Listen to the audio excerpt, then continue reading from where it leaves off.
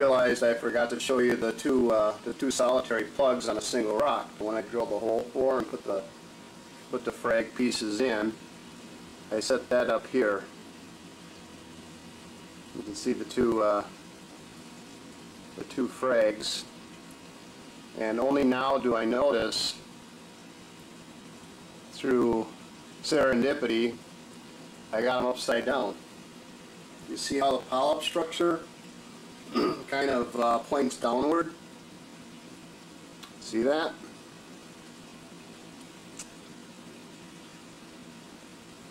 Well, we'll see how they do. That's supposed to be pointed upward.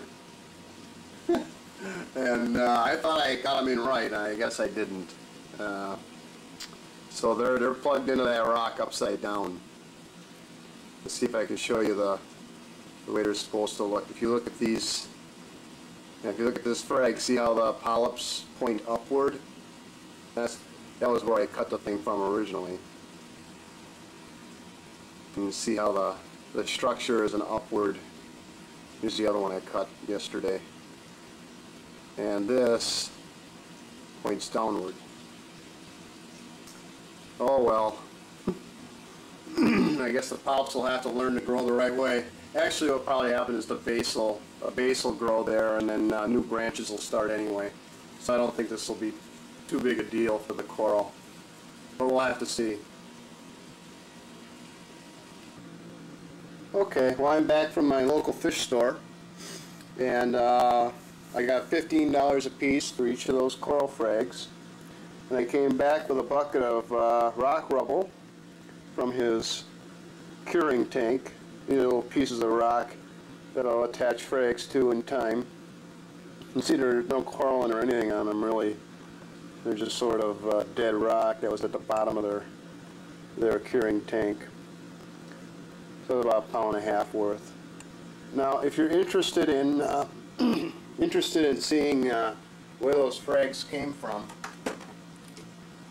and when I put them together and when I grew them, the ones I took down to the local fish store, you can go over to my webpage under Propagation and see both the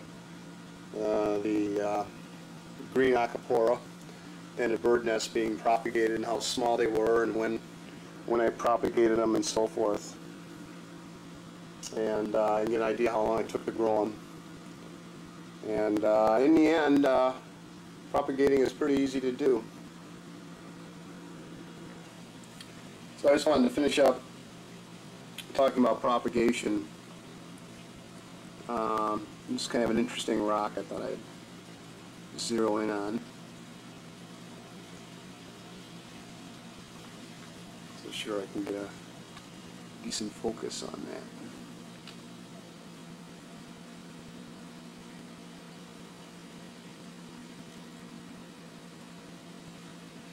that. Anyway, as I say, you can go over to my webpage under Propagation and see both the bird nest coral and the green acropora that I sold today. They are being propagated. And you'll find that it's real easy to do, as you saw. It takes about a half hour or so to propagate maybe half a dozen frags. And as I say, I got $15 a piece for them, so there's profit in it. But you do have to have a tank that's SPS friendly to do this. Let me show you another fragment that I had done earlier. This is an LPS. This is a torch coral, or I think it's actually a trumpet coral, that I broke off as a single polyp and attached to this rock that you see here, a small piece of grunge that was at the bottom of the local fish store's curing tank. And I attached that with epoxy putty. I don't recommend attaching LPS or branching LPS with the super glue because it simply won't hold. You can see there's no tissue that's ever going to grow over that attachment in this case. So I recommend the plumber's putty, which is a little more stable with time. The super glue will break free after a period of time. But again, this started as a single polyp, and I glued this, I think 2 or 3 months ago, probably 3 months ago, and you can see the polyps have divided quite nicely. The polyp on the right looks like it's going to divide 3 ways, and the same with the one on the left there. It looks like 3 polyps developing in a triad, and that's the way these go. You just want to make sure you give them plenty of room to expand as they grow, so they don't get stung by other corals, or vice versa. And then finally, all I've got left right now in the tank are 2 bird nests. This is one here. That started as a single branch, and that's about 4 months old now. And then there's another one there on a rock. And I want those to grow as first generation cuttings to a point where I can make second generation cuttings out of those. So I'm going to leave them in my tank. Yeah, since the rock work broke down while taking the cuttings, I did move this Pacasello coral into brighter light. You can see it's up there towards the top of the tank now, or underneath the metal halide, because it had been losing its color. I want to see if that'll turn pink again. And since it fell down when I tried to remove that one frag, this might be a good time to do that. What was in its place is now over here. And this is a Pectinia that was doing poorly in the real bright light. Right there. And I'm hoping it'll do better here with a little less flow and a little less bright light on it. You can see there's some dead tissue here, exposed skeleton, right in there. And so I put that down. This is a little lower and a little less vigorous for wave maker action. So. And then the last thing that happened as a result of this fall is you see I put this all back together pretty good, but this hydropora broke free, and I just put, if you look down at the base here, there's some more epoxy putty right there in the middle of the screen. I had to reattach that. So you gotta be careful working around the tank, knock things over and break things. I was hoping I could pull that coral off a little easier than I did, but it was not to be. So, okay, now I have to go off and frag these other 2 corals here. One's above the brown one on the left and the green one. I'm sorry, the brown one on the right and the green one on the left. I want to do a frag on, and then also what I want to do is I want to try to frag this green lettuce. And I think I can just break a lobe off and super glue it down to a rock.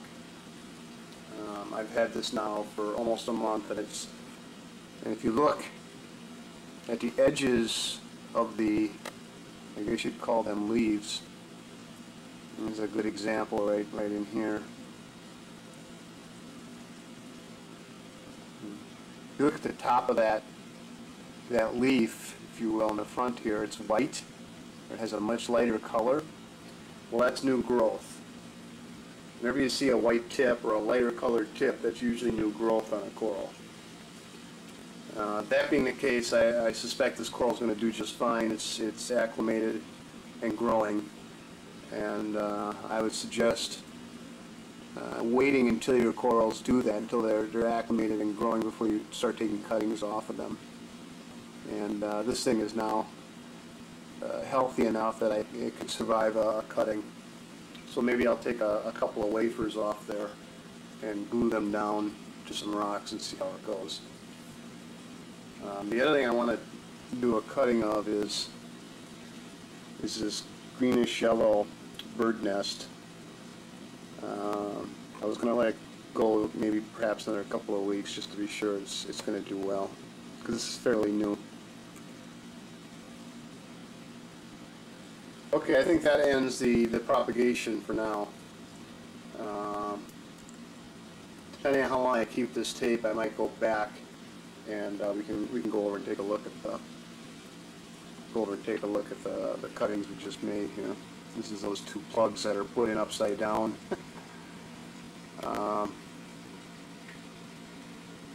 Gonna get a good view here of the thing. Maybe even straight on view would be a little better. There we go. And we can observe its growth. Maybe I could take a few seconds shot of it every week for as long as I have this tape, and notice how the coral does, and how the coralline starts growing over that white rock. You can see the rock's all white looking, except for this piece of coralline right on the side there. Of interest for us will be the base region. And you can see right now there's essentially no tissue growth there at all, because it's brand new. And in fact, you can see that whitish looking material is all the super glue, the yellow in here. And you can see that the polyps are upside down, unfortunately. We'll see how that works too. Now, what I've noticed in the past is that the first thing that will happen is these animals will grow a base. So you'll see green material growing at the base in a circular pattern, and that'll be the first sign of growth, and then eventually branches will start. In this case, I'm going to want to look at also the top. You see the top is bare skeleton where it was cut, and I want to be sure that that encrusts over good with new tissue. So those are the two things I'm going to be looking for in that coral. The other one we propagated, you can find it here, is the one that's laying sideways, and there I'm going to again look for good incrustation growth. Make sure that it does okay that way. If it does, then I've got a good way of developing a larger base, and it also allows me to do something with these longer branches on the host. Speaking of the host, that's this animal here. Go back on that. That's the host, and you can see those big lanky branches. I just wanted to show you that was one of the cuttings that was made off of there. And that's another thing I'm going to be watching carefully, is that gets covered over good with tissue, and that infections don't start on that point. Make sure the bacterial infection stays away from there, so keep an eye on that.